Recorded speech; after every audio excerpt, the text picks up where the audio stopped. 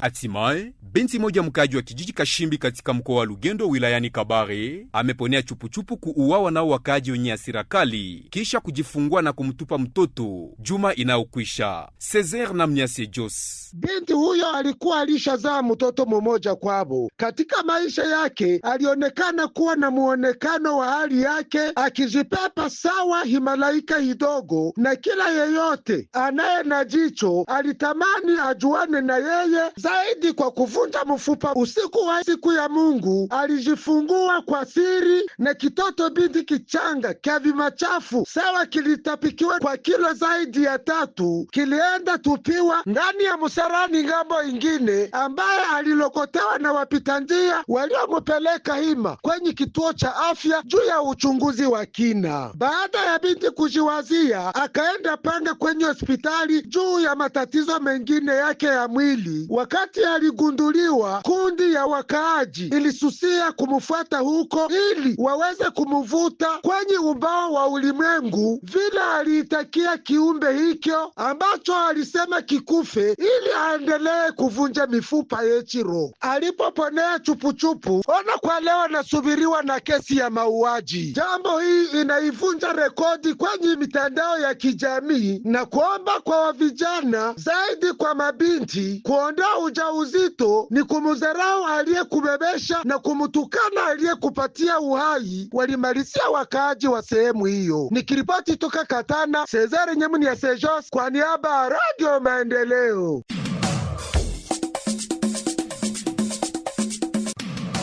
Huo ndio mwisho wa taarifa ya habari toka Radio Club. Asante kwa nyote ambao mumentega sikio.